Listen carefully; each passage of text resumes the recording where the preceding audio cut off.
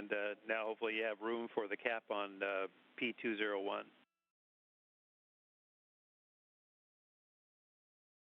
Yep, I have a hook for P201.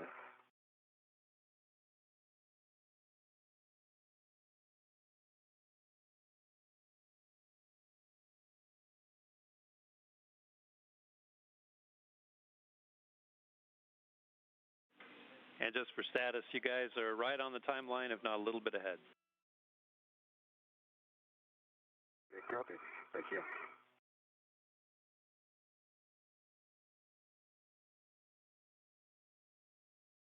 As you just heard, ground controllers here in Mission Control Houston reporting that the crew is a little bit ahead of schedule. I'm in the ATFR. We copy.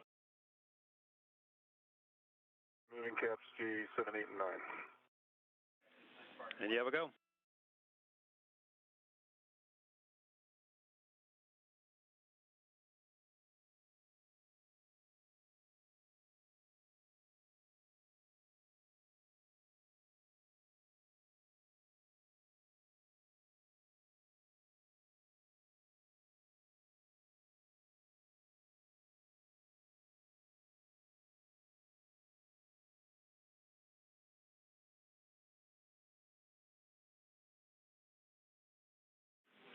And for Nick, we see you working the caps magnificently. The next steps will be to remove the jumpers and make those connections directly to the IDA panel. So just a heads up there. Okay.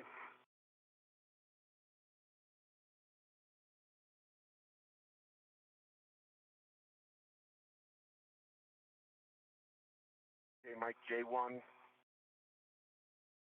05, good EMI. All the pins on J1, they're intact and no FOD. Okay, with that, you'll be go to mate, Papa 201 to J1. Copy.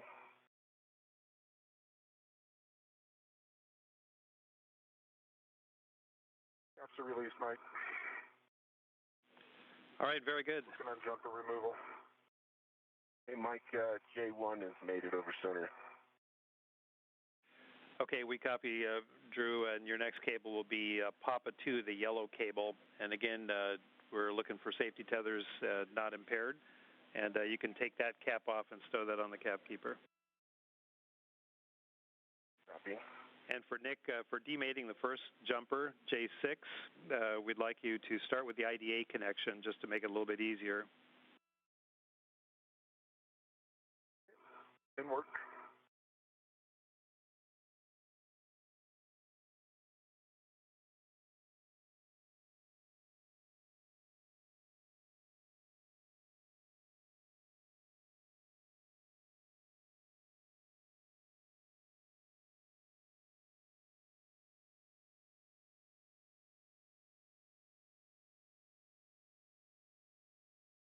Okay, Mike, convert. It's E2J2 I'm looking for. And that's affirmative, Drew. Whiskey on cable 2287. And that's a good copy. And for Nick, I think you're in work here, but the first disconnect will be P6 Alpha from IDA J6.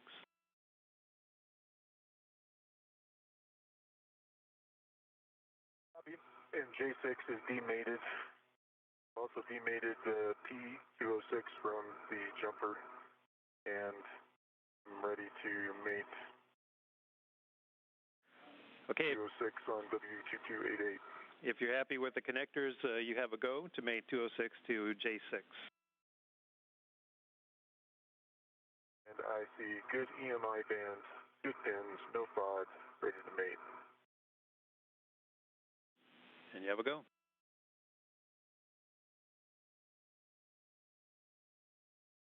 And Mike, the other end I'm looking for then comes off of the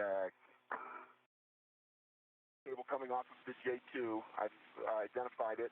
It has another cap. I'm out of hooks. I'll put this to me.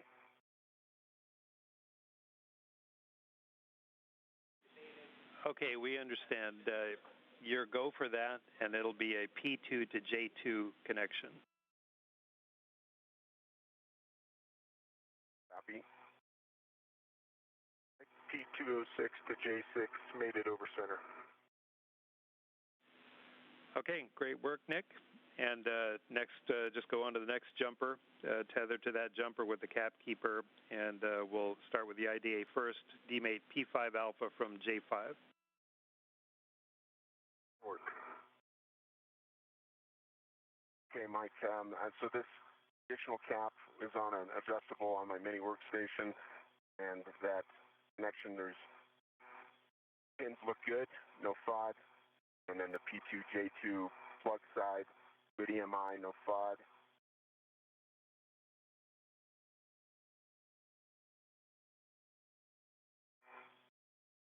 And if you agree, I'll go ahead and make this connection. Okay, we agree, and you're go to connect.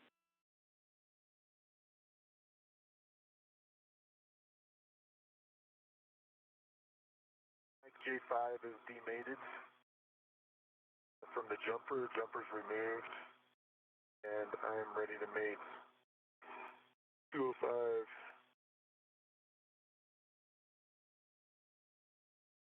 J5. You have a go, 205 to J5. Go. P2, J2 is mated over center.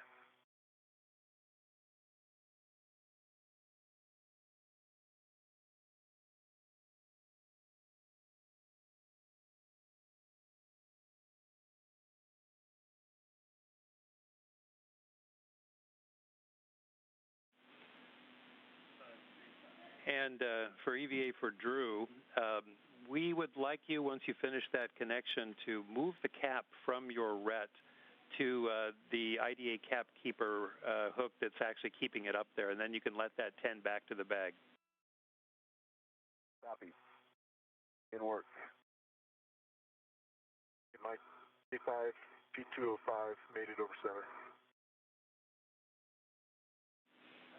All right, we copy, and stand by for you. And Drew, we see a good connection, P2 to J2, and we see you working on that cap. Mike, I have a request. I think while I have 1 foot in the APFR here, it'll be easier for me to clean up these cables on 1602, and then I could put this cap and release the cap keeper. But right now, did you want me to do the final wire tying 1602 and clean this up, because it's just kind of they were all sort of in a temp stow configuration. And Drew, we're good with your order. You can go ahead and clean up those cables first, and then get the cap second. Copy.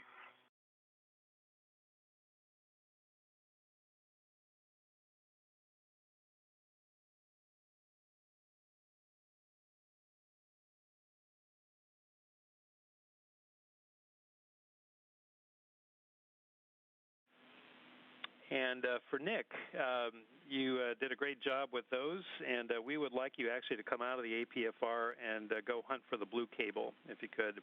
That'll be on node 2 handrail 357. That's a longitudinal handrail. It's on the second road down, just port of the PMA 3. Copy.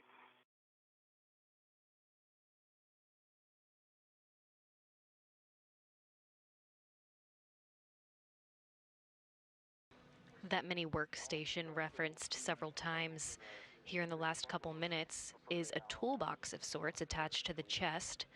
It stores many of the tools that can be used during this spacewalk, so that mini toolbox, that mini workstation, as they mentioned several times, serves as a toolbox on the front of the EMUs.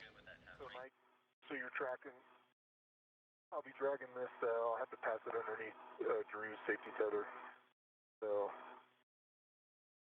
I am aware. Okay, you feel like you have good eyes on that, Nick? Yeah, I'm going to have to fair lead it to go over the top of it, to go over that way, to route it around, and I'll make sure I pass the cable below to make it work. Okay, we copy, and we're... Mike, I got a... Go ahead, Drew. The blue cable is over on my side. I could get to that one as soon as I'm done cleaning up here, and Nick, the green cable is on his side, and it might deconflict some of the crossing of tethers. I'm already over underneath here. Okay, disregard. I've got eyes on the blue cable.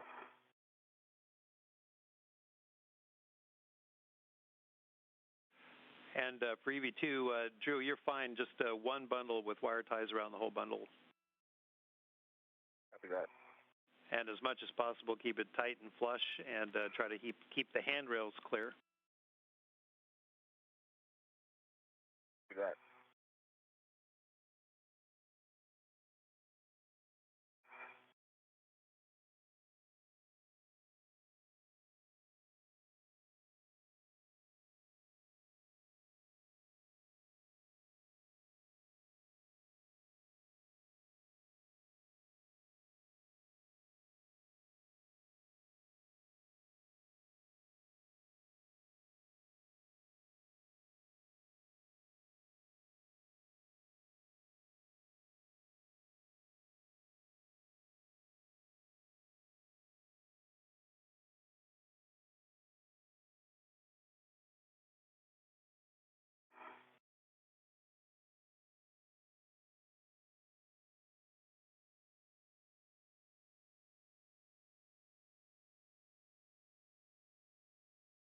Okay, Mike, I'll back up and give you a little WVS of how we have that now are tied to Zenith handrail 16, or Zenith extension 1602.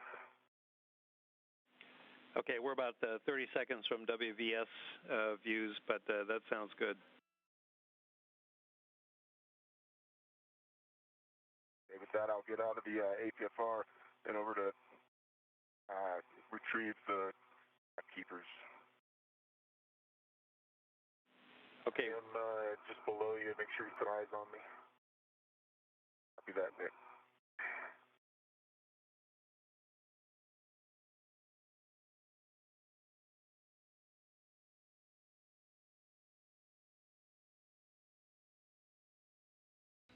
And if you're just joining us, we just reached the 3-hour mark in the planned 6.5-hour spacewalk today. For a Papa 1 connector on that cable.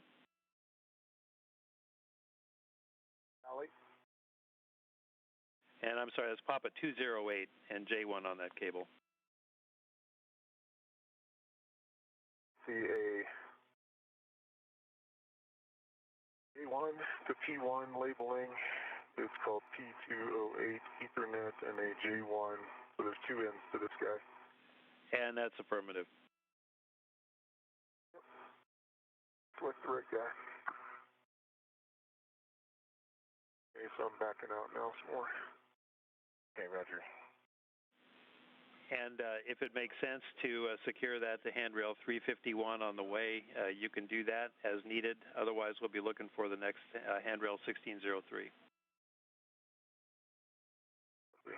1603.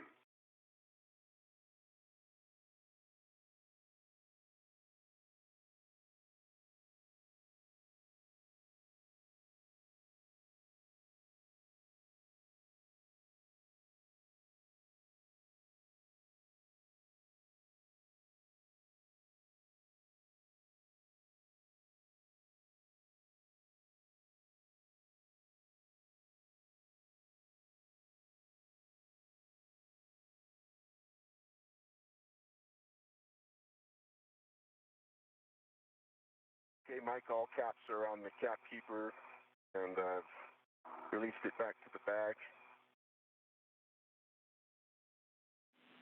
Okay, we see that. And just verify, are you out of the APFR now?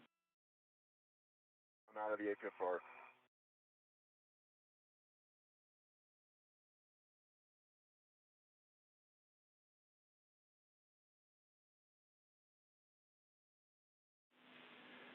Okay, we copy. And Drew, your next one will be to retrieve the green cable. That'll be down on handrail 328. And again, we'll be watching out for each other's safety tethers. Want to be sure that Nick is clear of that translation path. Getting a view now of Nick Hague on the top left side of your screen, bearing the red stripes on his suit, and Andrew Morgan on the right side of your screen. The two of them are still rerouting some cables 1603 right now. and moving through procedures for the spacewalk today. Okay, we copy, Nick.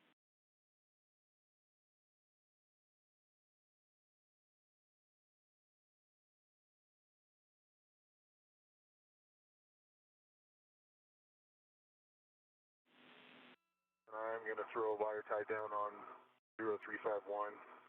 There's a bunch of stuff coming up off the structure there. It'll tighten it up in translation easy.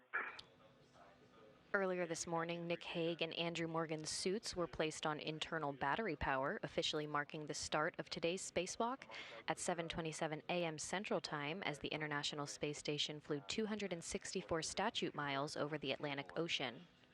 Thanks, Nick. Yeah, that sounds good. Okay, that absolutely works. This is a 3814 handrail. Yeah. I don't know if you can see. I'm right next to you. Yep. So this, I've got it tied down on 1603. Do. Yeah, so 351 down there, there's enough slack to pull it and tie it down there, and then pull some of these other wires a little more.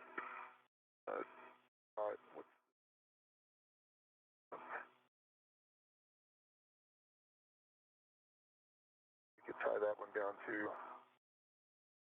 That's a mess. That's the. Yep. That's also this loop right here. We could bundle it all down by 351, and then we could actually translate through here pretty easy.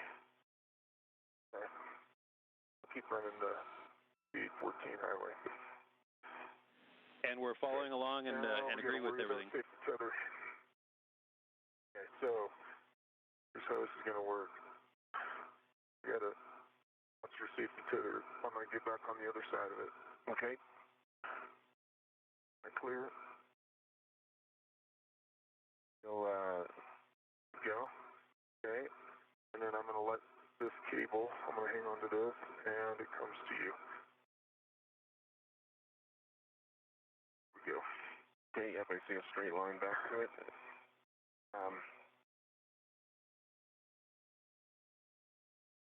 Let's see the one that you're routing. So right now, you want me to undo the one? No, that's all good. Okay, just to add this one.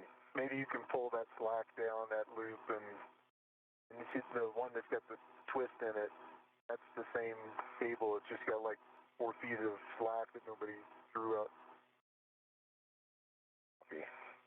So we can tidy that up a little, I think. And that'll also work to secure down this one.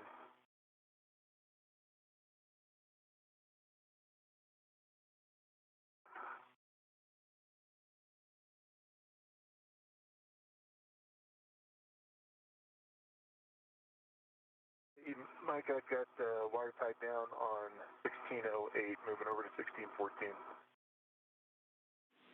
Okay, that sounds great, Nick. We've been following the discussion. We like it. We'd like to see the loops drawn out and get the cables a little bit tighter. Once you get that on to 1614, you can get back in the APFR, and we'll call a connection for you. Okay, sounds good.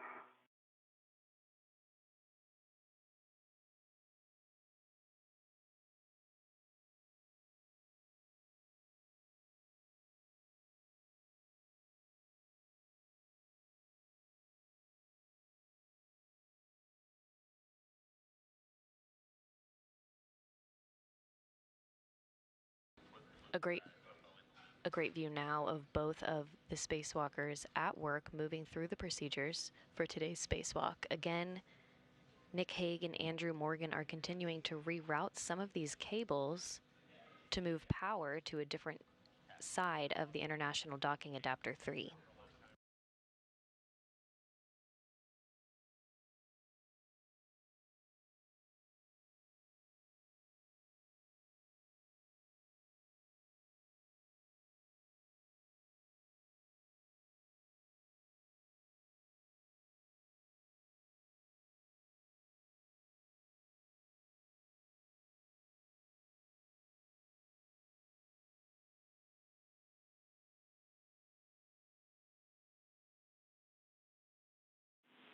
And station for EVA, we are seeing what we think might be a little flaking off of the cables, which may be due to them being out there for so long. Just wondering if you have a visual on any shedding or liberating material from the cables.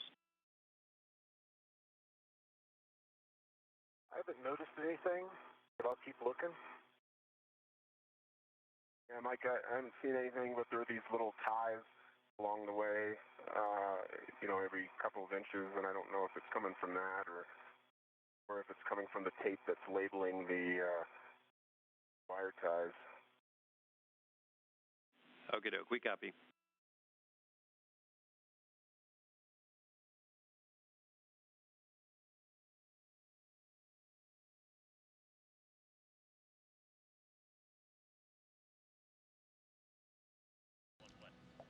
And spacewalk communicator Mike Barrett checking in to see if the crew members noticed any sort of flaking off from the cables. As I mentioned earlier, the cables being routed during the EVA today were brought outside on a previous EVA almost 5 years ago. They've baked in the sun since then, and the cables were expected to be difficult to manipulate and route, but it seems the crew has not had any issues doing so during this spacewalk today.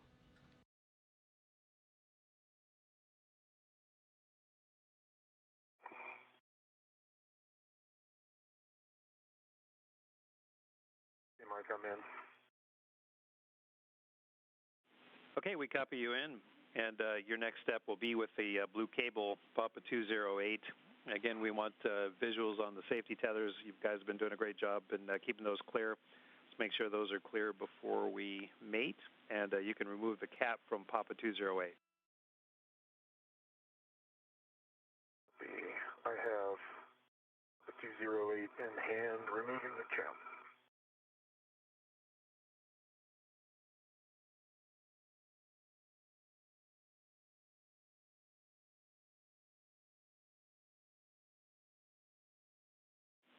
And that'll eventually connect to J8. J8.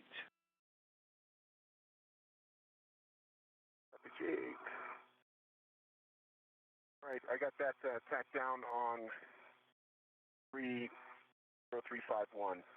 And like left index finger glove, the panel of RTV that was the from not the pad of the finger, second one in, or excuse me, the third one in. That panel is now on, is liberated. It is gone, but I see RTV intact underneath. This is the left index finger. Okay, we copy. The glove check team is talking, and it looks like we're still go. Copy. And we definitely appreciate your attention, dude. We're making you use your hands a lot today.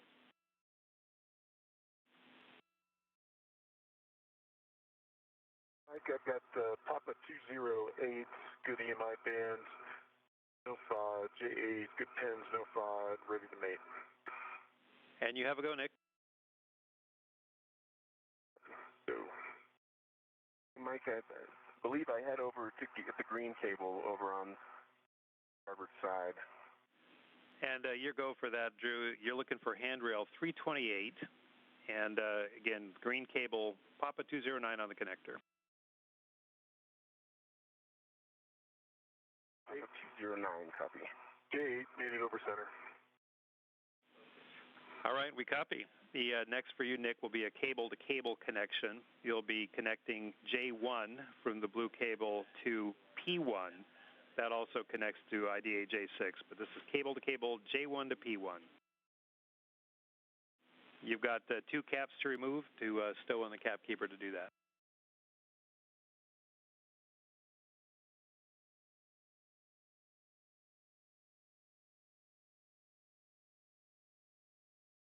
J1 to P1. Looking for J1. There's J1 hiding.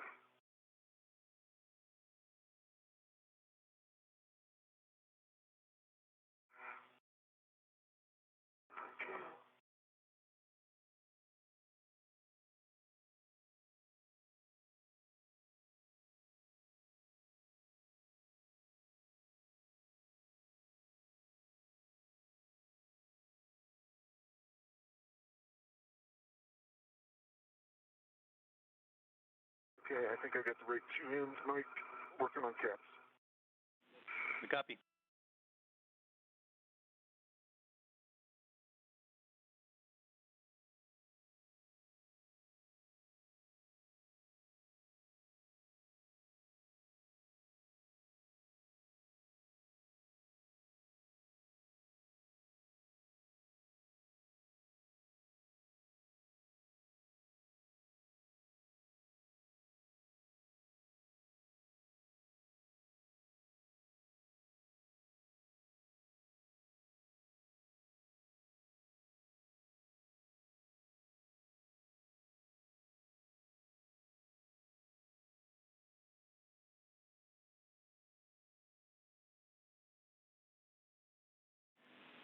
And for Drew, you're looking for a Papa 209 connector. And for this one, we want to be really mindful of EV1's safety tether, which will be heading down from there to the PMA where his green hook is dropped. The other concern with this one is cable length. Yep, and Mike, I got tally on P209, and as well as Nick's tether. He's got it really well fair-led here, but we will continue to keep an eye on it. Okay, sounds great. And we'll just be mindful of the tether length here and try to route this with as little slack as possible. Copy. Mike, I'm finally ready to mate P1 to J1. And I see good in my band. Good pins, no FOD. Okay, looks good to us. You have a go, Nick.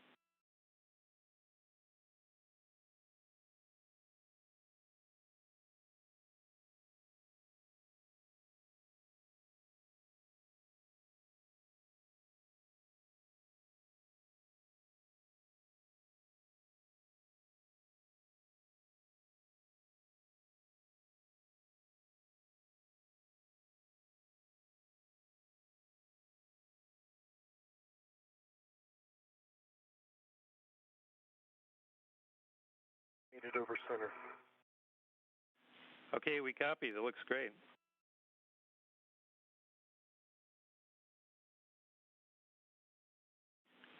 And Nick, next step. I've got it. Next step for you is the purple cable. That's Papa 207 that should be temp stowed next to you. And you go ahead and retrieve that. And go ahead, Drew. And I've got the P209, and it is part of the loop is tacked under the wire tie of another loop. And so I'm going to get that out, and that's going to give us slack that we definitely are going to need. Okay, we copy, Drew.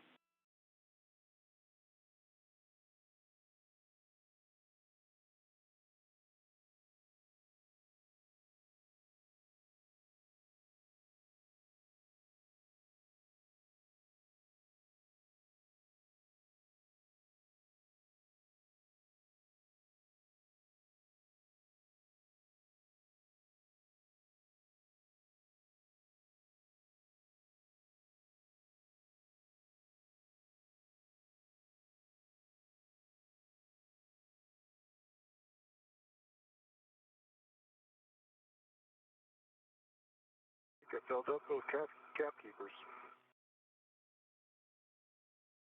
I'll put it on the end of one of the adjustables, the adjustable series.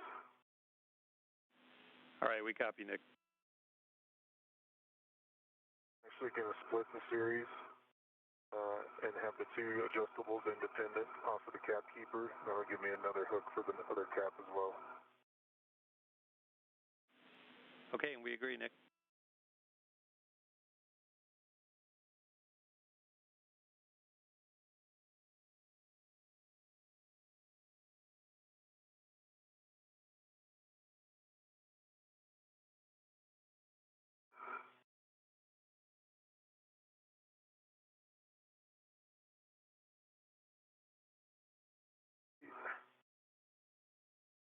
Zero 0737, ready to make good EMI bands, pins no FOD.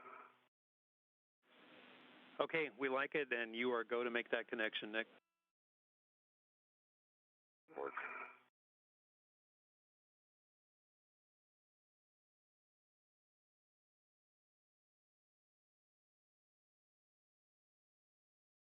It over center. Okay, we copy. 207 is mated.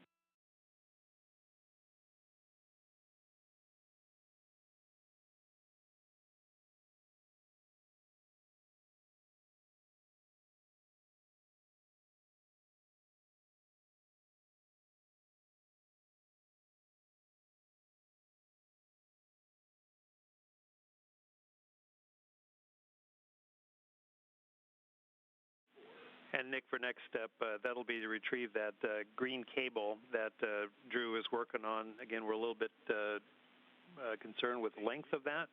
And if Nick is able to get that routed under the forward starboard CBM pedal, that'll be great. If there's not sufficient slack, it can go directly to the connector panel. So we'll rely on both of you to let us know how that'll work. Yeah. Coming your way, Nick. Okay.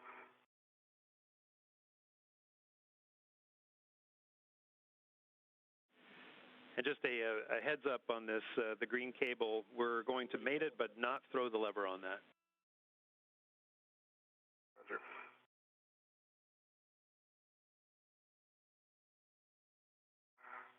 And be a little chunk of time to clean up all these cables because there's quite a bit of slack that we've pulled all the way up here just to the base of the IDA. Okay, we copy. That's definitely where we want the slack, and any cleanup is most appreciated.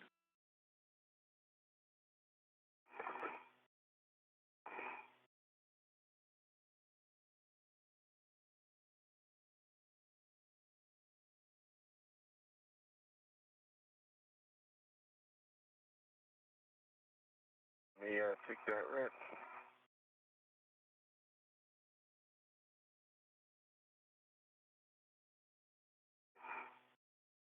Oh, yeah.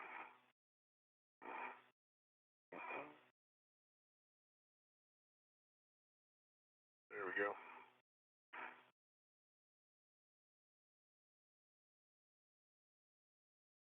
That look for slack. That puts me, that is basically in the mated position. What's that look like? It's not taut. It has a tiny bit of slack, but it's right behind the grapple fixture. It's not in front of the grapple fixture, but it's behind it.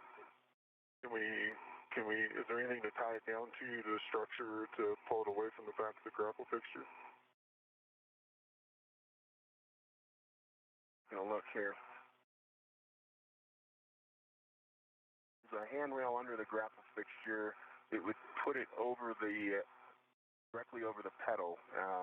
If Mike thinks that's acceptable to go directly over the pedal, I might be able to get it tacked down to that handrail. I can go see what number it is.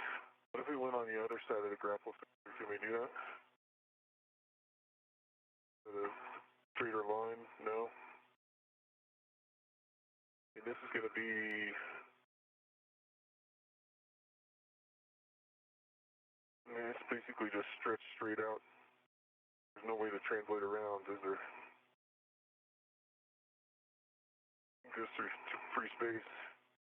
Yeah, it does. There's just, like I said, maybe just enough slack to tack down. Let me get closer to it and take a look. And we copy the conversation. If it doesn't go under the CBM pedal, that's okay to go over it. If a handrail is convenient to tack it down, that's great. Otherwise, it could also tack down to cables that are already established there. I understand, Mike. Basically, it's pulling a straight line from its last wire tie. It's going to come to the panel, and it's going to be sucked up to the back of the grapple fixture. It's not even going to come close to the CBM pedal. Okay, we copy. And Drew, you probably already did this, but just to verify, there's no further wire ties down there on the Node 2 handrail that might be released and give us a little bit of slack. Go in for a closer look.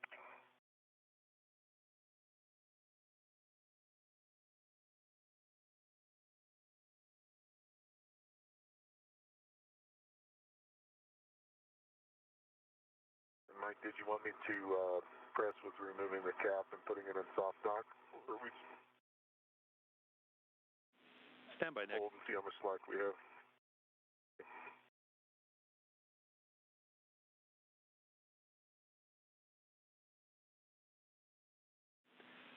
Nick, you go to make the soft dock. And just a reminder, do not throw the lever. Copy. Don't throw the lever.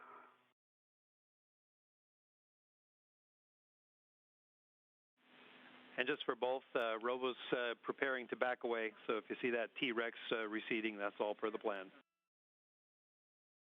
Copy all. So Mike, I have eyes on this all the way down the end cone, and it's really fixed the end cone nicely, and then there's on the end cone handrail there's a wire tie, and it continues on to IDA 2, actually tacked down very nicely. So there's, without releasing a wire tie, it might get us a little bit more, but not much. Right now, I think, Nick, the other side of the grapple fixture kind of looks like it would be equivalent, I think. Yeah. And it's in soft dock now. Okay.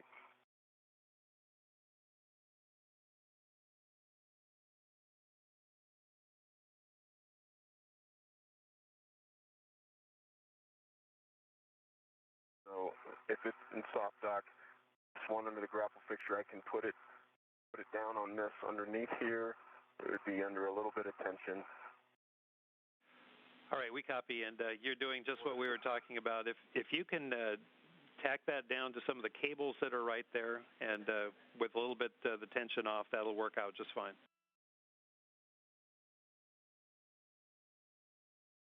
So, Mike, the cables you'd like to tack it to, the cables we've already run up, or are we talking on the Note 2 end cone?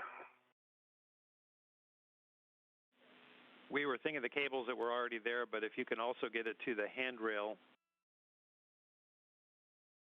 1600, that would work as well. Okay, yeah, and 1600 was the one, now that I have eyes on it, 1600 is the one underneath the graphic picture that we were considering, so that looks like, Nick, are you still soft docked? Yeah, I'm soft docked, but I can see you side loading it, so you may want to... Now just shy of 3 hours and 30 minutes into today's spacewalk. Recapping some of the milestones from today, the crew was awakened just after 1 a.m. Central Time, and 2 hours later, they were suited up to begin a series of leak checks on the suits before beginning pre-breathe procedures to breathe pure oxygen, cleansing the nitrogen out of their bloodstreams to prevent decompression sickness from occurring once they stepped outside the Quest airlock. The crew then moved to a period of in-suit light exercise, moving their legs and arms to increase their metabolic rate, which would assist in cleansing any extra nitrogen out of their bloodstreams following those pre-breathe procedures. After those in-suit light exercises concluded, NASA astronaut Christina Cook began fixing the crew's mini workstations to the front of their extravehicular mobility units, or EMUs, as the acronym goes by. Cook and Luca Parmitano of the European Space Agency then began to fix what are called safer backpacks to the spacewalk crew's suits. Free to work down there and try to deconflict that cable the best possible. The crew was then assisted through the hatchway to the crew lock of the Quest airlock to begin depressurization. And after depressurization concluded, Nick Hague and Andrew Morgan's suits were placed on internal battery power, officially marking the start of today's spacewalk at 7:27 a.m. Central, as the International Space Station flew 264 statute miles over the Atlantic Ocean. There will be that cable and the cleanup that you were already working on up at the IDA. Since the official start time, the crew attached a series of cables between IDA-3 and PMA-3 to provide power and data connections between PMA-3 and the International Docking Adapter itself. Once those cables were routed, Christina Cook, working from a control panel inside the Harmony module, sent commands to close the hooks and form a hard mate between the IDA-3 and PMA-3. Crew's now continuing to move through procedures to complete cable demating and rerouting to supply power to the portion of the IDA where future commercial crew vehicles will dock.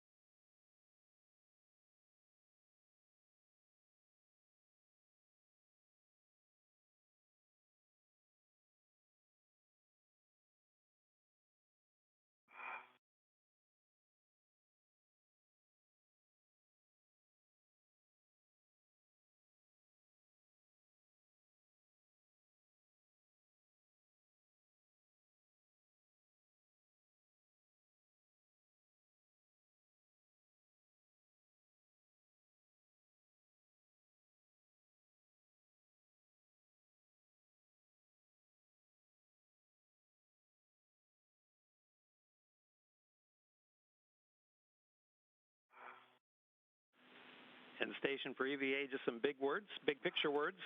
You guys are on the timeline. You're 3:30 in, and we're looking at a 6:25 EVA.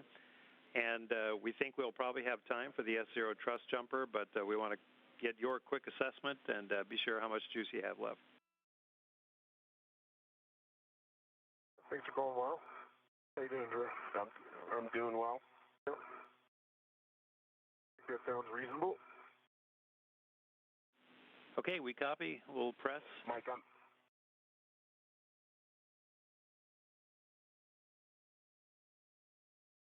back up the forward side in proximity to the... Dexter is now backing away from the International Docking Adapter 3. Okay, great. And we're just looking for cable routing and clean up the best we can. Use additional wire ties if you need to. And again, try to avoid covering SVS targets if possible.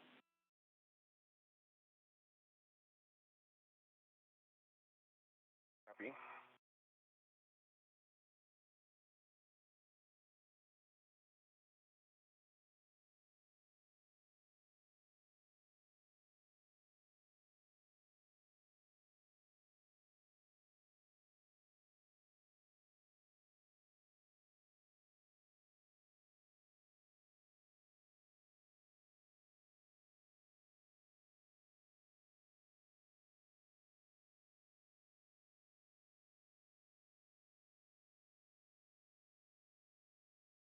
Mike, for the bundle coming off of the forward panel, I can add another to the zenith expansion of the 1601 handrail. That would help hold it all again a little bit closer to PMA. All right, we concur, Drew. Good plan.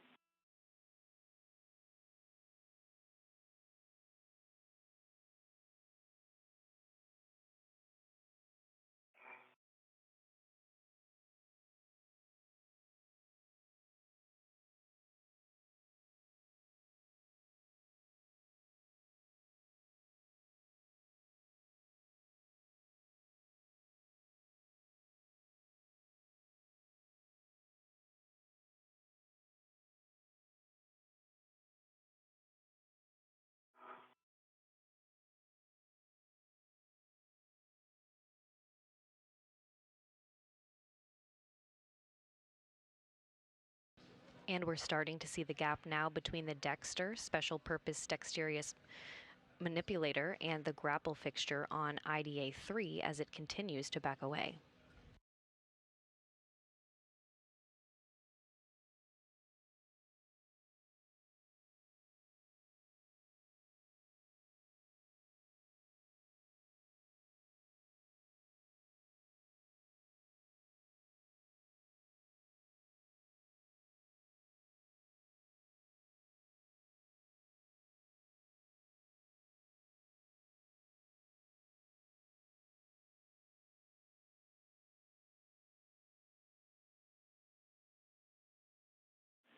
And for EV1 and 2, about a minute to a handover. Okay, copy, Mike. Copy.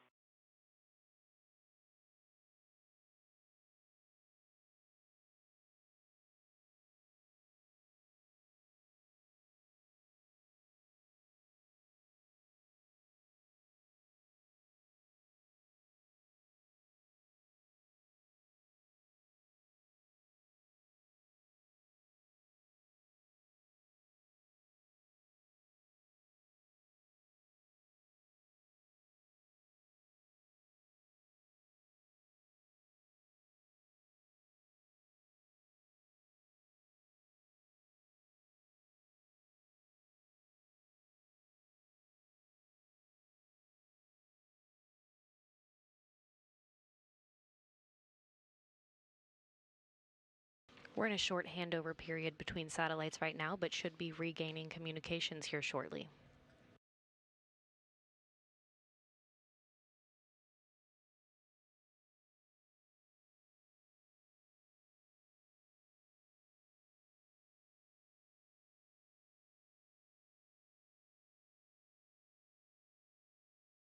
How's it going, Nick? It's a mess. A lot of extra cables. Yeah. A lot of extra cable length.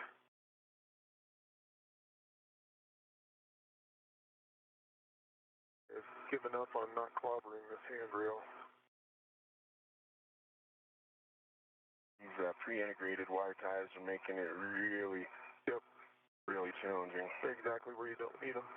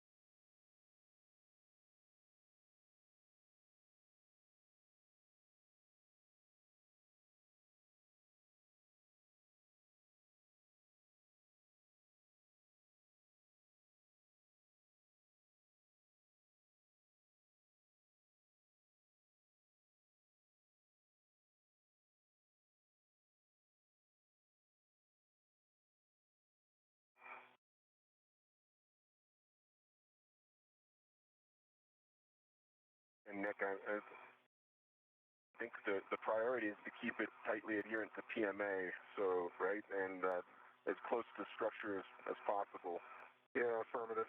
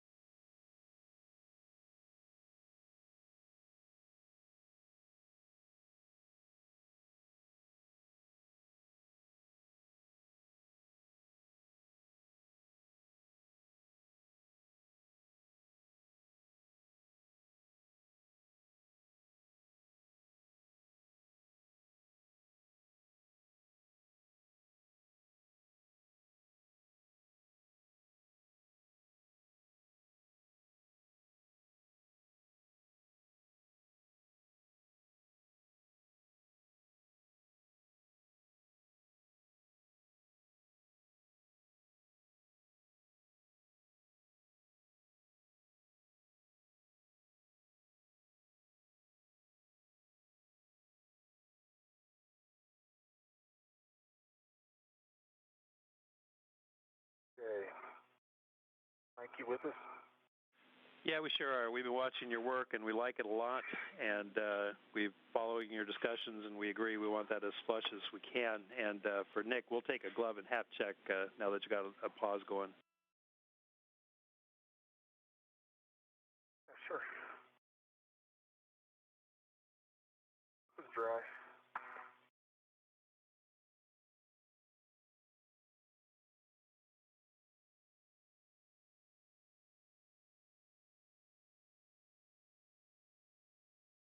Those are good.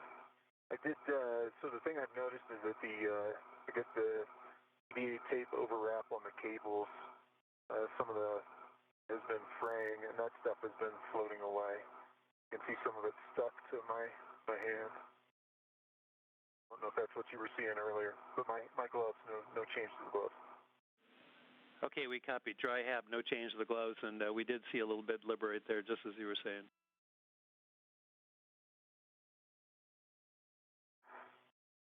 So, Mike, trying to give you a decent WVS survey of the routing here. I'm looking at the three cables coming up the 1603, 1608, 1614, and then around the handrail 1614. Let me pull up all the slack from everything above it.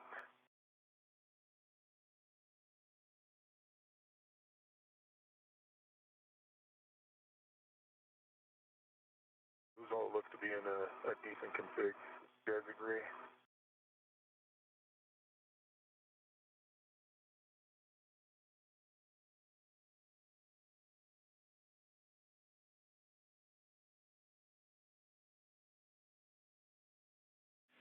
All right, Nick, great work. Your cable config looks real good. We're not sure about that green cable. I know you were holding off on that. I think that's the only one that looks to be in needing of a little of attention, but otherwise, great work.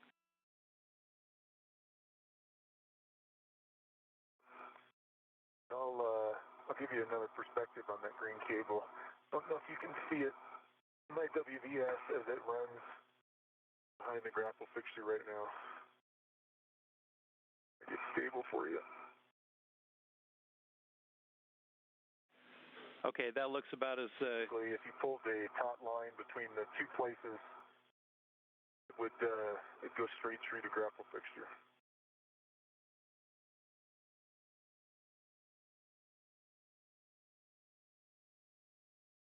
All right, we copy, Nick, and we understand. We'll get that cleaned up once we throw the lever at the end there. For now, we'd like you to go down to the port side and pull out the one remaining loop down there.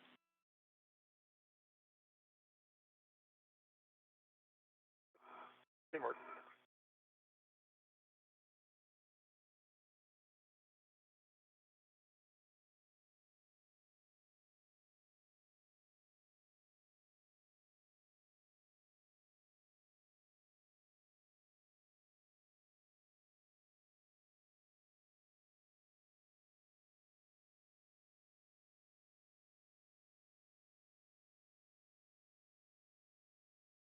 Okay, Mike, I've got the bundle of cables going to the forward panel now.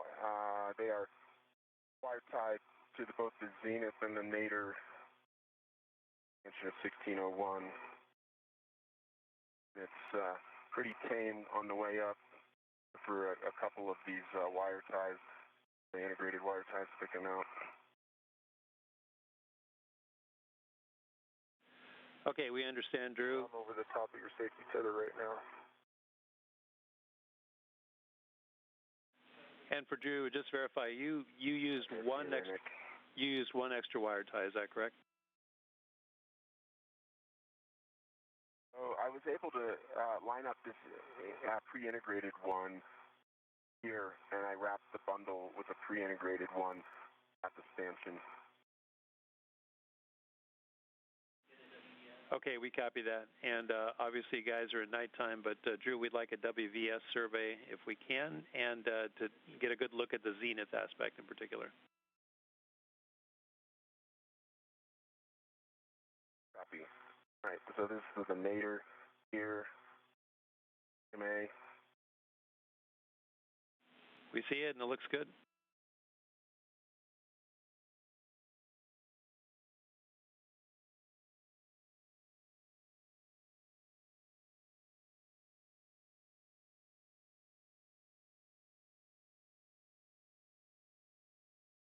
And then this is the bundle at the unit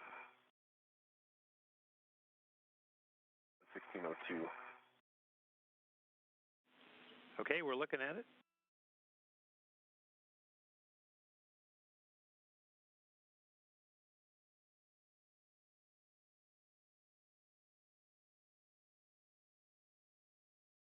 A view from helmet camera number 11, which is Nick Haig's helmet camera. He is bundling some cables right now as Nick and Andrew continue to run through procedures for the spacewalk today. And when you've got the entirety of it VMS for us, then we'll take a glove and hap check for you. Copy. The original flap on my right index finger is still there. It's still attached. The flap on the right thumb panel is still attached. And nothing new. And then on the left one, the left thumb panel, that one is still attached as well.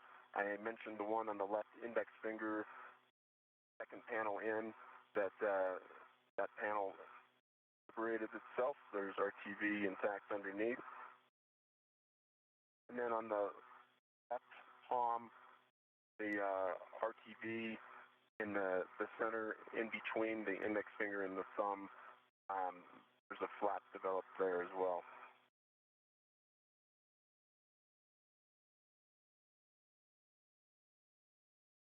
Tap is dry.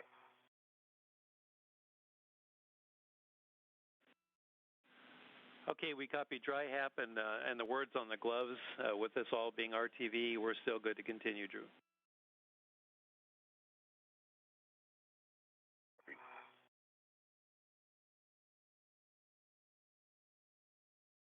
I got the loop out of one cable that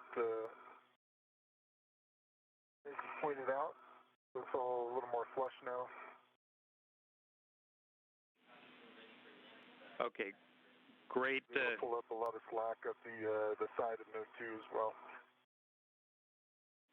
Okay, great work. And for both, the arm is in motion, although you have to stare at it a while to convince yourself of that. But it is backing away. Nick, your next step will be to get a inventory of the cap keepers. The arm is now in motion to back the Dexter away from the grapple fixture on the International Docking Adapter 3. Over there.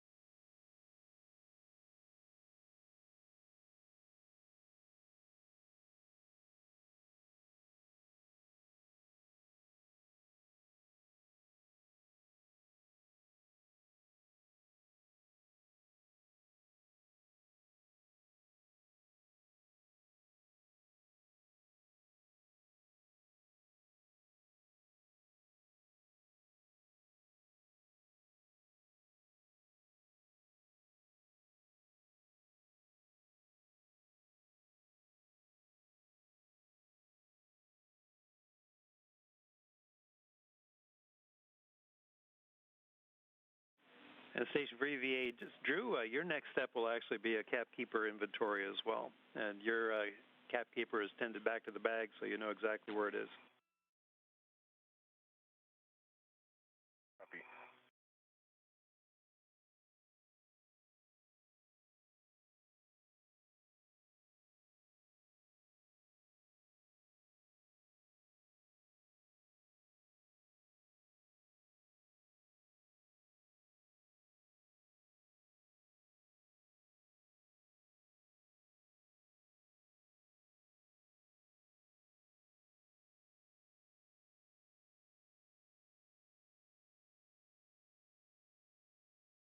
Hey, Mike, so I've got the cap keeper. I'll start with the bit of the bag. There's a ret from the lid to a cap keeper, and all hooks have caps.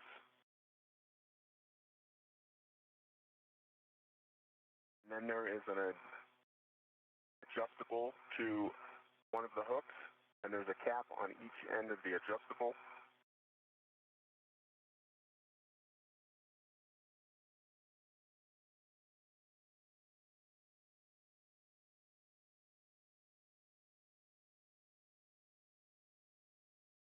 And then the one adjustable hook that was available has an additional, so I can give you a total tally count of all the caps.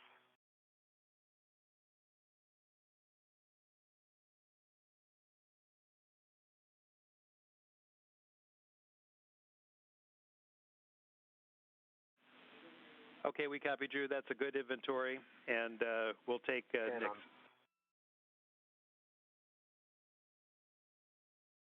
10 caps, it looks like. I think that looks correct. Okay, that's a good number, and we'll get report from Nick. Hey, Mike, I've got one cap keeper with 7 caps on it. The second cap keeper, I've got an adjustable with a cap on the end.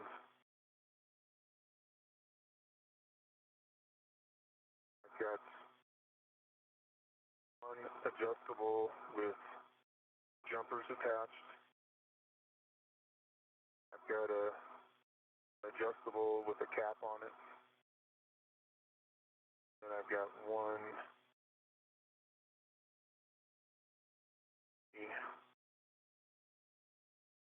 4 or 5 caps in addition to the ones I already called out.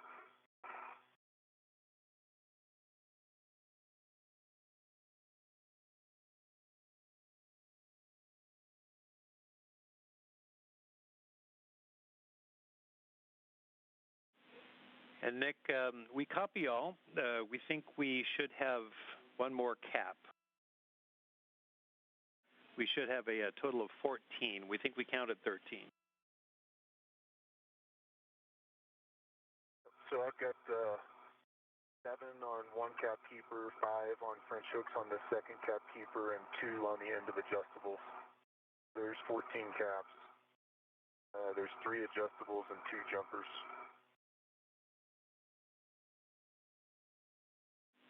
Okay, that is great. Good numbers. You can go ahead and stow that cap keeper. This is a 4th adjustable time. Tim stowing it down. So, okay, copy. I'll stow it away. All right, great work, Nick. And then just for next step, once you get that stowed, you'll be going down to PMA2 to pick up your green hook.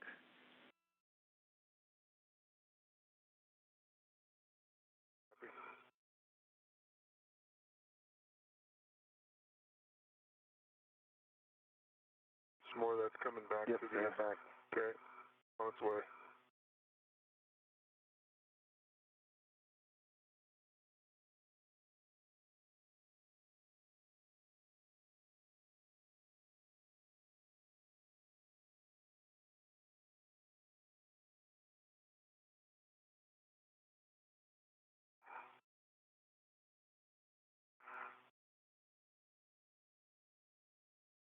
The release hook still available on here for me, or is it? Yeah, no, there should be a free end, an adjustable.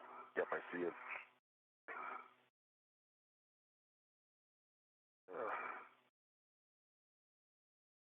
People makes for a nice translation now. And Drew, next step for you will be to get an inventory of the large ORU bag.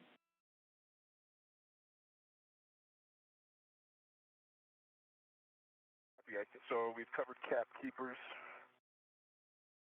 and the where is deployed. I will start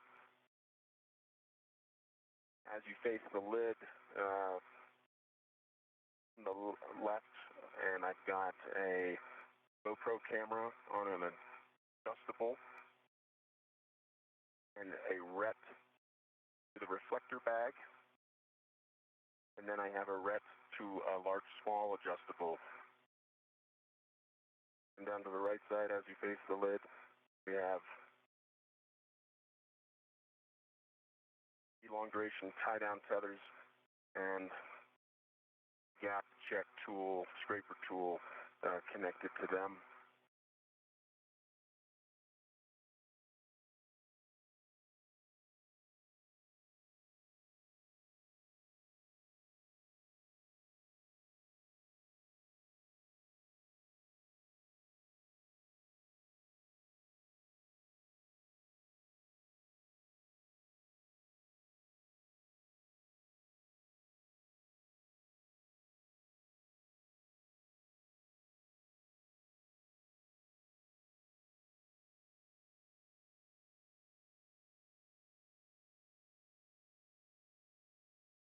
We're in a short handover period between satellites right now, but we should be gaining communications back here shortly.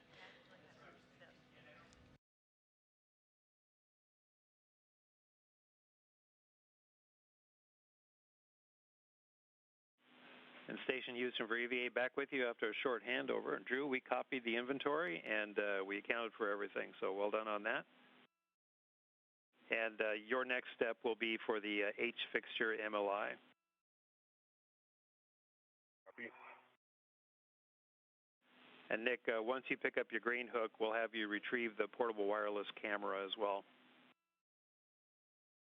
Understand. Green hook is up. Okay, we copy that. With the wireless camera, we'll have you close the lens cover first and ret to the camera, and then retrieve that along with the adjustable on handrail 405.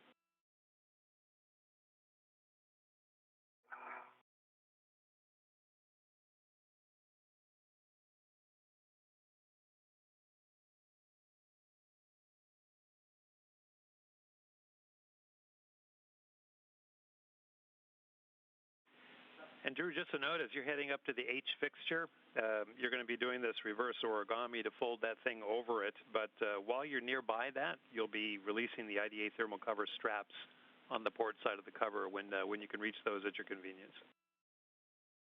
Okay, copy. And the reflector trunnions, remind me, that is acceptable is that no touch, or is that acceptable to touch? And you can translate on the trunnions, no problem.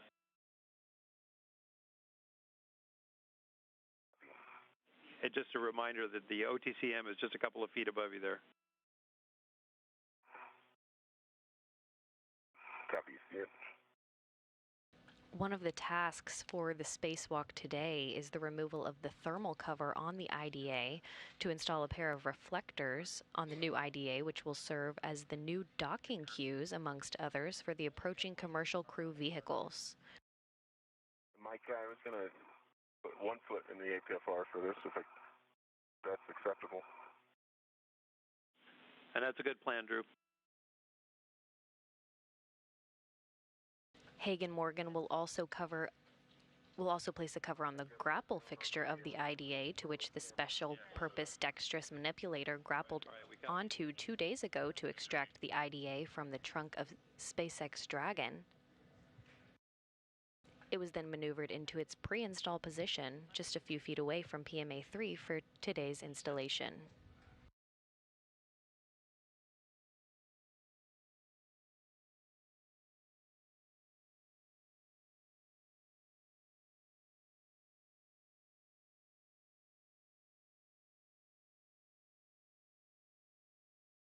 And we have a view of Dexter leaving the bottom of the screen right now as it backs away from the IDA 3.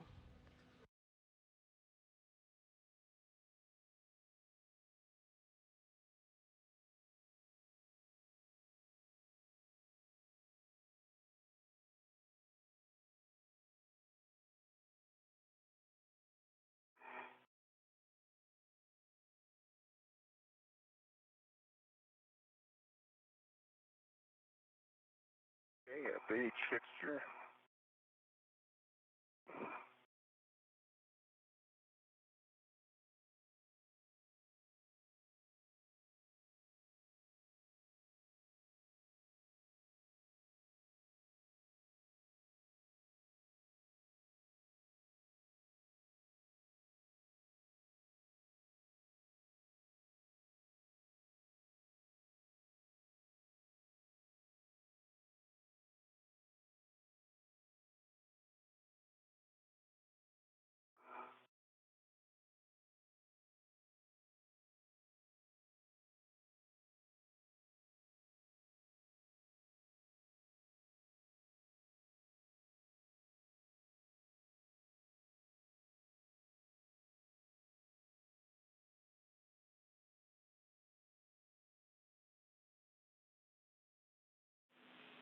All right, Nick, we see you stowing the camera in the large ORU bag.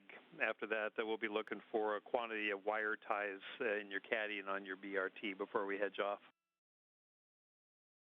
Okay.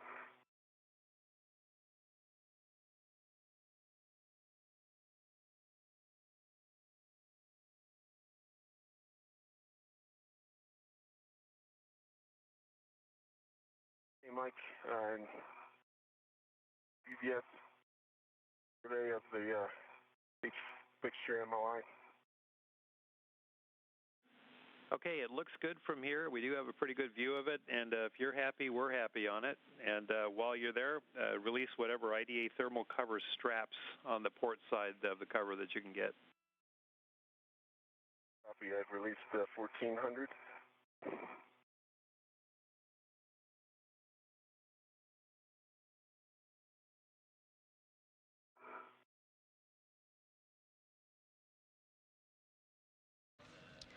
Again, one of the next milestones in this spacewalk today will be the removal of the large multi-layer insulation cover over the end of the IDA.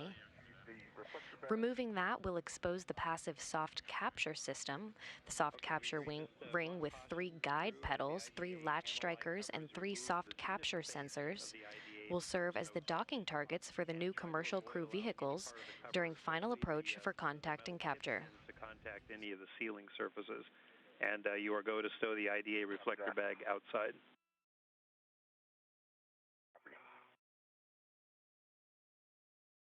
A view now from Andrew Morgan's helmet cam number 18. He is now undoing some straps that will help remove the insulation cover on the IDA. For next steps for Nick, once we get the number of wire ties you have on your caddy and your BRT, you'll be picking up the APFR from WIF 5. Roger. I got 1 long wire tie in my wire tie caddy. Good. 1 long and 2 short on my BRT.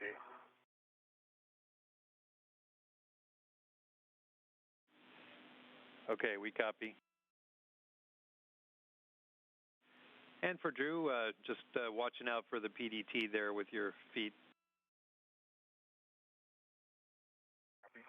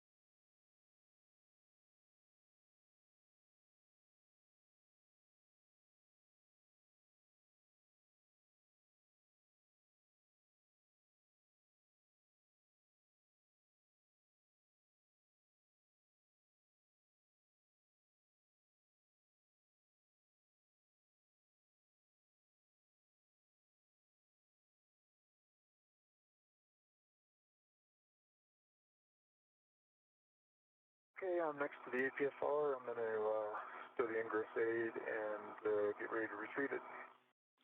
All right, we copy, Nick.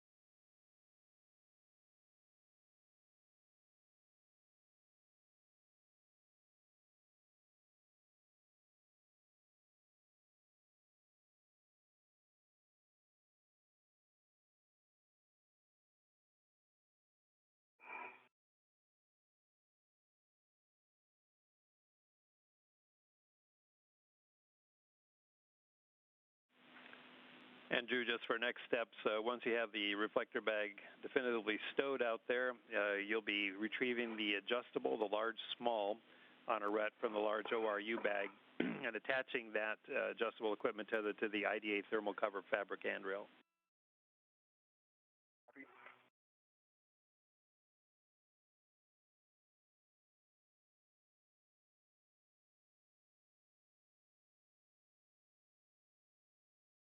It'll be fun to pack that. Yep.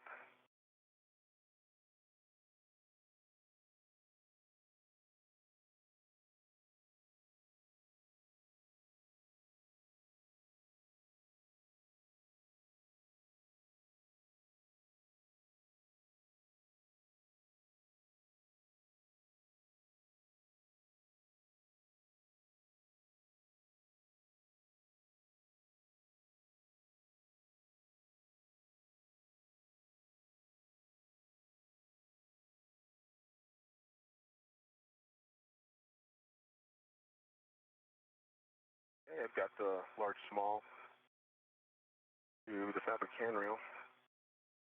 And Mike, if I'm at a pit, this pit pin, can I go ahead and do it, or do I need to release all the straps before the pit pins? Drew, you're going to release those pit pins that are within your reach.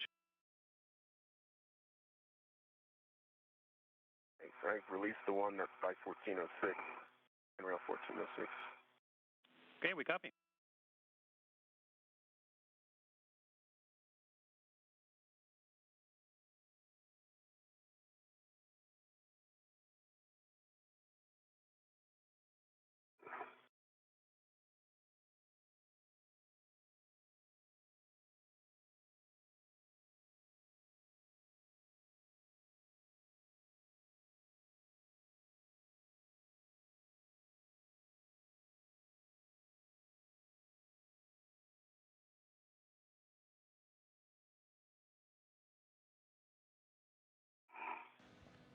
As you can see now, the views have become dark, as they have several times throughout the spacewalk today, and that's because the space station orbits the Earth about 16 times a day, so there will be points throughout the rest of the spacewalk today when Nick Hague and Andrew Morgan are in direct light of the sun, and other times when they are in complete darkness, as they are now.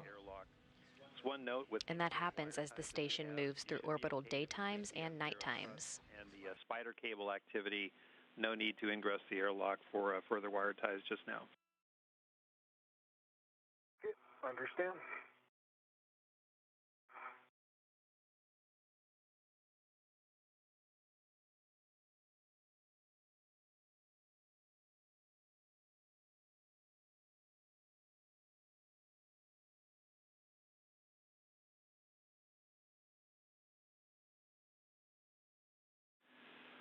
And for Nick, More have fun.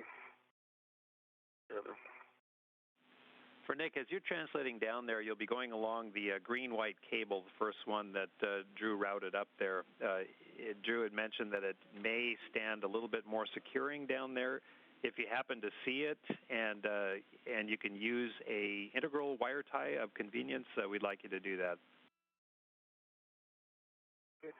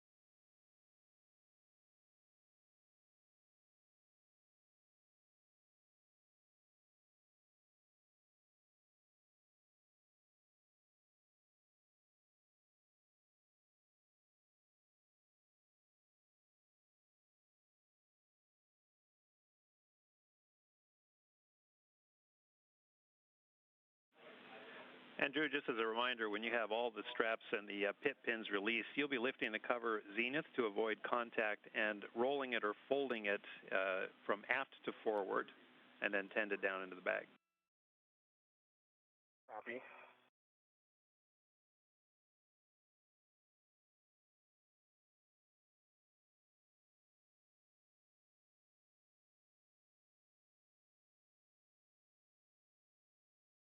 Again, an upcoming milestone is the removal of the thermal cover on the international docking adapter right now. Andrew Morgan is working to unstrap that thermal cover to then remove it.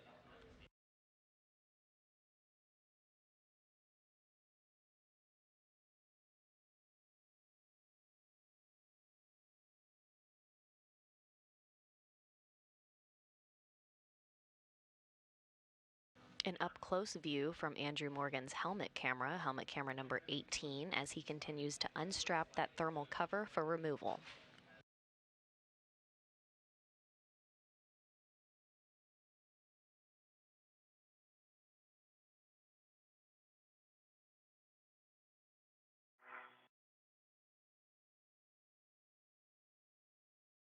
Okay, Mike, all the straps and the 2 tip pins are released. All right, we copy, Drew. Again, you can watch your feet there, and you can roll or fold it from aft to forward, and use an adjustable to contain it as you need to. Copy.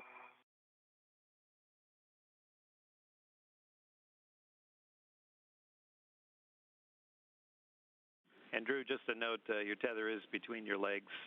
If you kick your right leg forward, you might be able to get that out of there.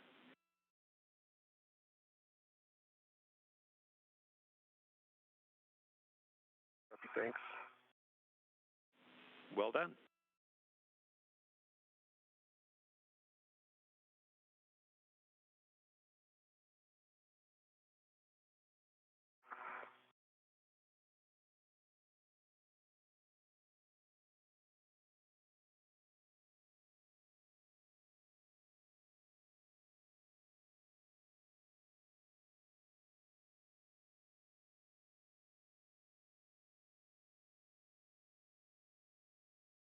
Mike, I'm quite a bit of slack in this, so I'm making a loop and collecting the slack on handrail 374.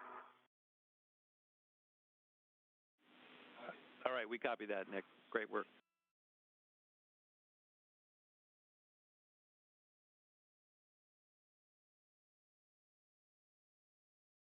Mike, it seems to want to open like a pizza box.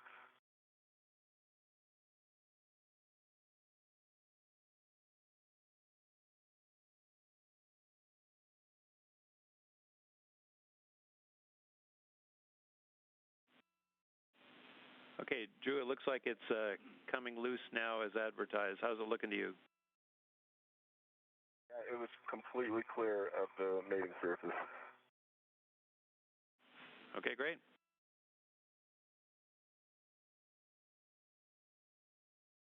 And you can see that thermal cover floating on the bottom left-hand side of your screen right now.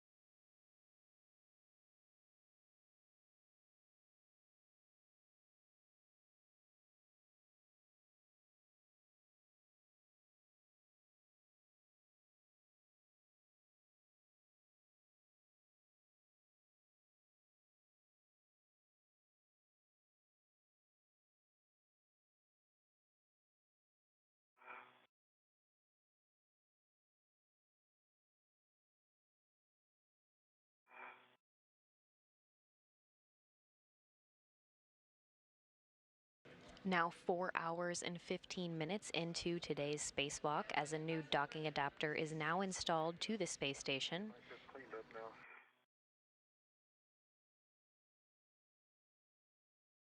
The International Docking Adapter 3 was officially installed this morning.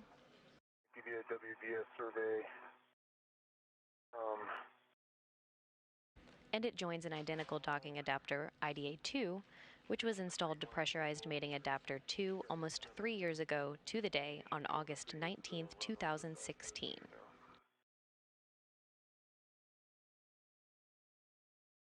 The installation of the new IDA today marks the second port of call to which U.S. commercial crew vehicles will dock to. And Nick, we're good with the routing. Copy.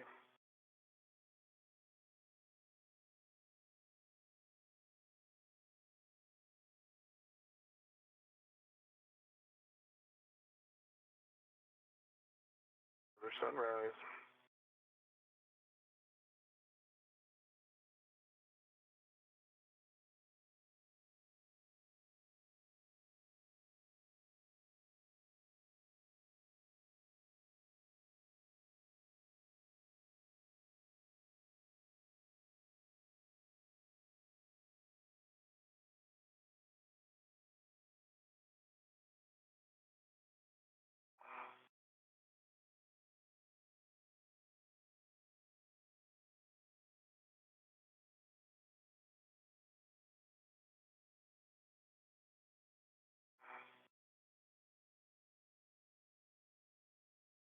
Adjustable clear lead is up off of 375. Houston copies.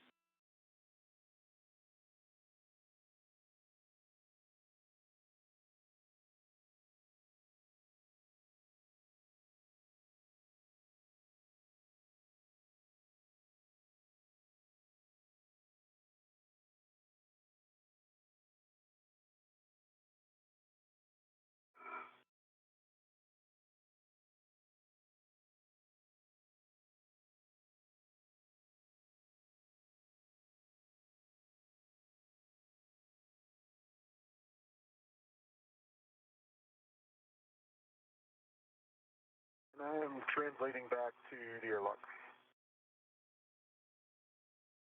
How's it going, some more? MOI going into the bag. Stiff or is it cooperating? It's, haven't started folding it up.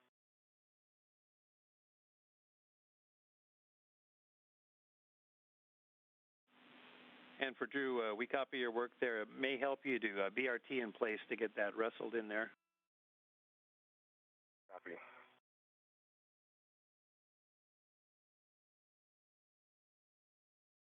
And starting to get some glimpses of sunlight as the International Space Station travels over the Pacific Ocean, headed into an orbital daytime.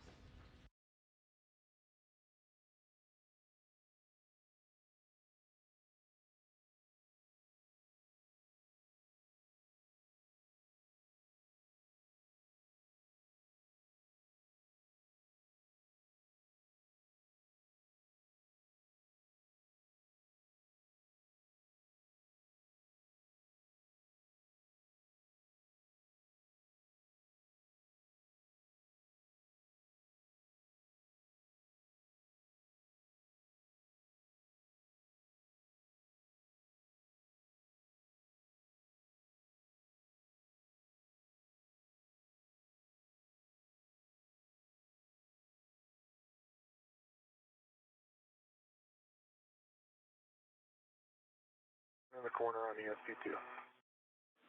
Okay, we copy, Nick.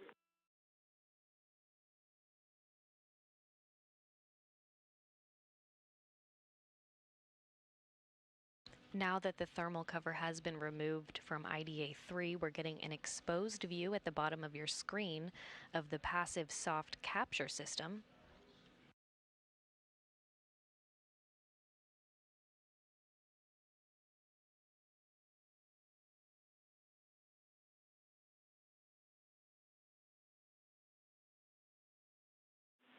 And for Dick, a reminder, you're headed to WIF 11 to drop the APFR. Clocking is 3, further settings to come. Again, the section you see at the bottom of your screen now is the portion of the International Docking Adapter 3 to which U.S. commercial crew vehicles will dock to.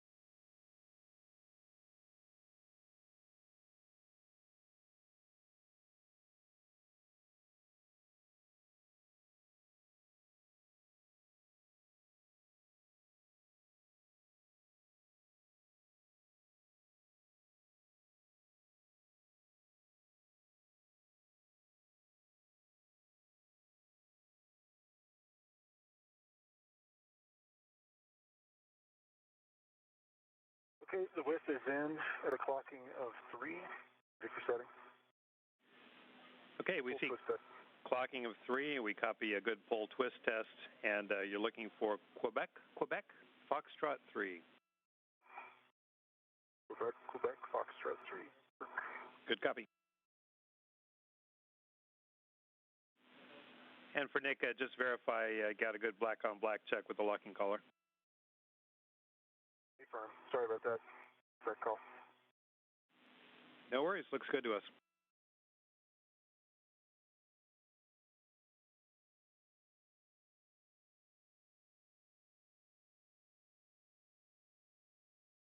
Update mic almost completely contained.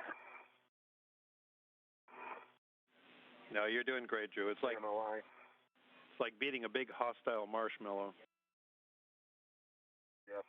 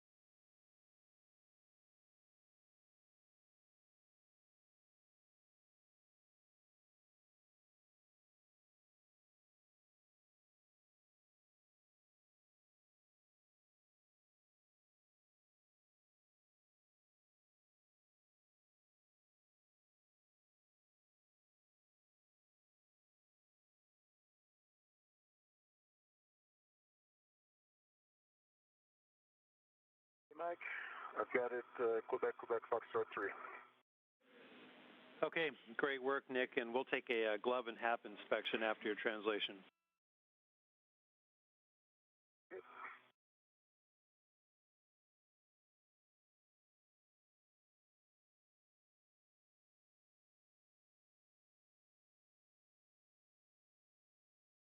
Okay, Mike, I've got that code in the bag, the MLI, and I've got the reflector bag with me. All right, we copy, Drew. If you have that stowed on your BRT, you can translate to the aft side of PMA-3 to the planar reflector. Copy. And of course, your next step. Look good. We're going to say, gloves look good, hap's dry. Okay, we copy good glove and hap for EV1, and you can go ahead and retrieve the insulator sleeve from the WIFX and stow that in behind your mini workstation. Copy.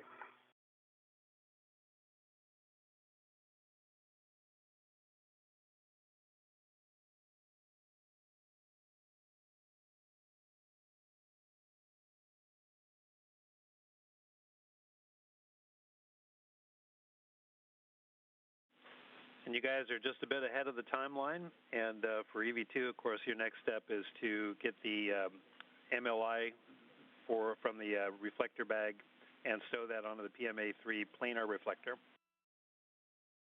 Copy.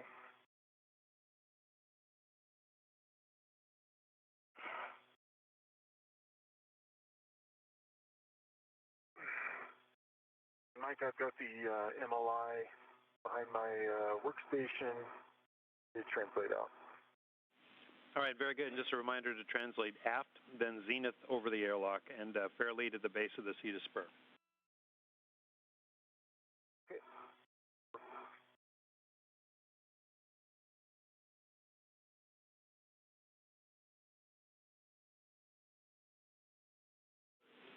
And for EV2, for Drew, we're about midday up there. And just a reminder that PMA can get pretty hot up there, so avoid the prolonged contact. Copy.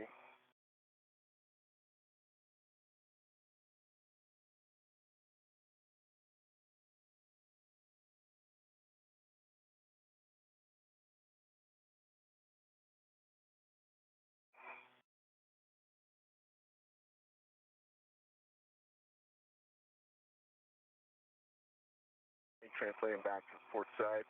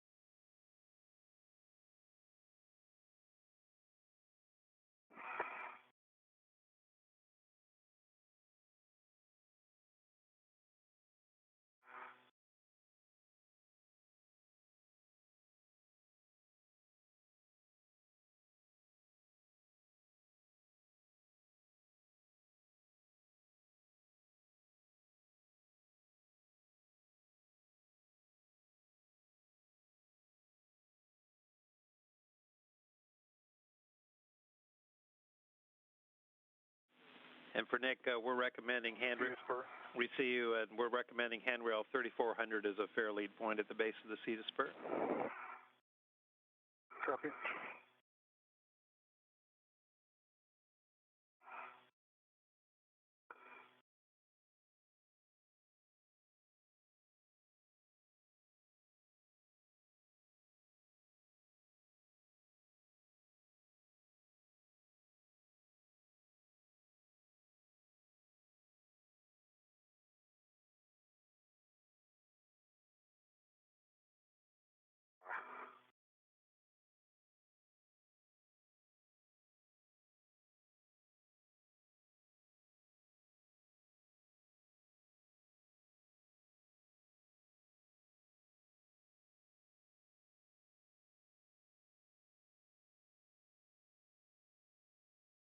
Hey, Mike, PMA reflector, the point goes towards the mating surface. And we want the tether point towards the ISS zenith on that. Copy. And Nick, we appreciate your determination with that fair lead. All victories.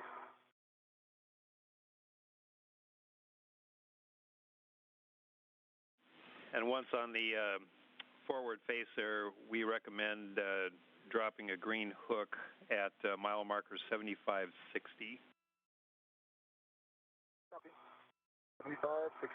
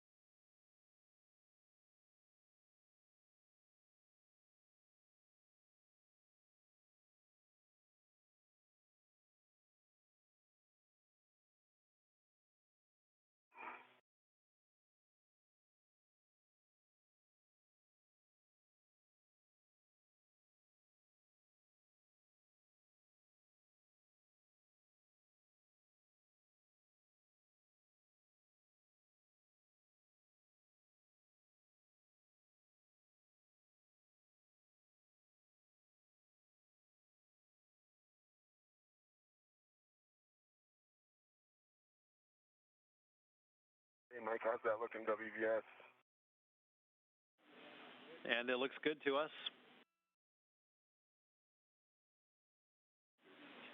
And no, it looks great, Drew. I think we can move on to the next step, the hemi-reflector A.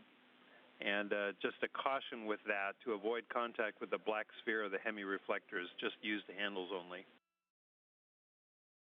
Copy.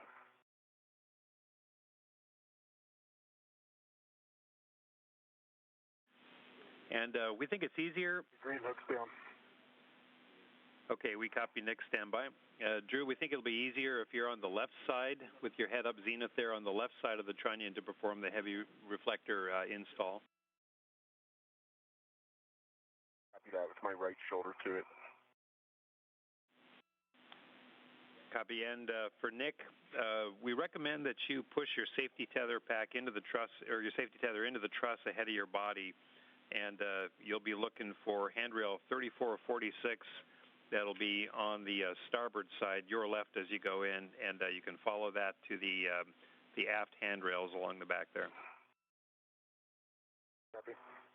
And a quick warning, do not touch any of the heat pipes in Bay 1 after the nadir cedar rail. Copy.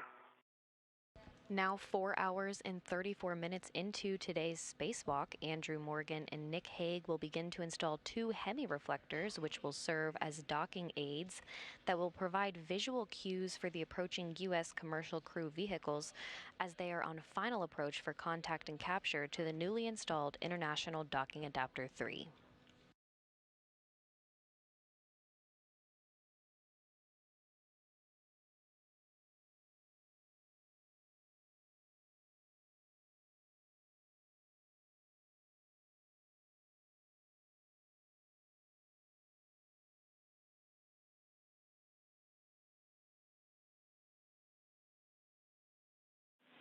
And Nick, you'll of course be coming face-to-face with patch panel Alpha 165. That'll be zenith and the aft up there.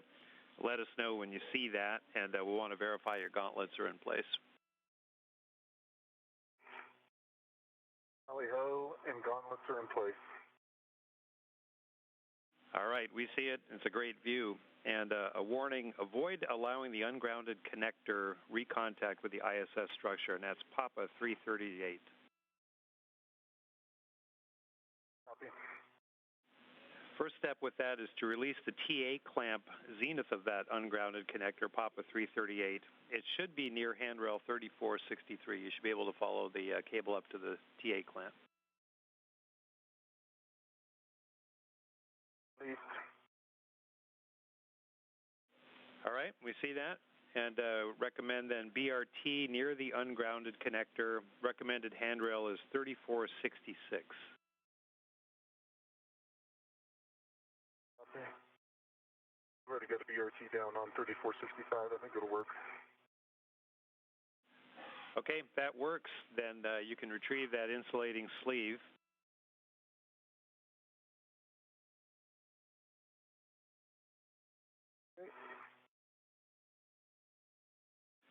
And we'd like you to pull Papa 338 away from the structure and wrap with that sleeve. And again, avoid recontact.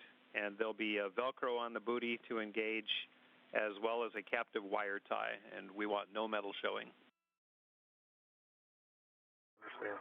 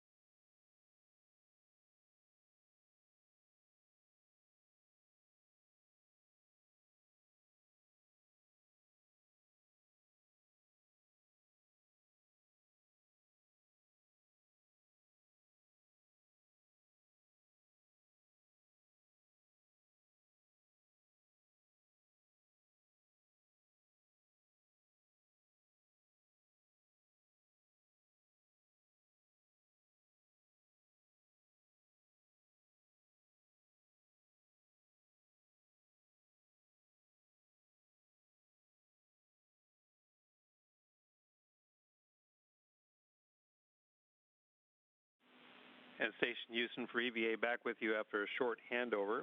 And Drew, we think we see you on your way to Trunnion Pin Alpha.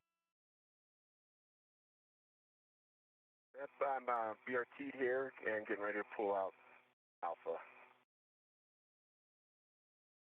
Okay, we copy. You can pull the reflector alpha from the Hemi bag. A note to leave the pit pin in the stowage location during mounting.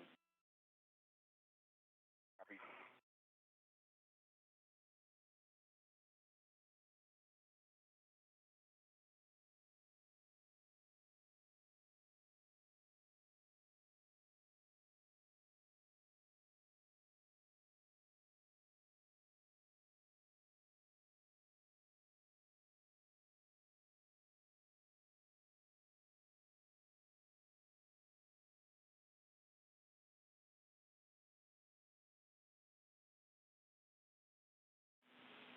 And for EV1, Nick, we see the booty in place. Great work on that. You don't have to untwist that wire tie. Just wrap it around like it looks like you're doing.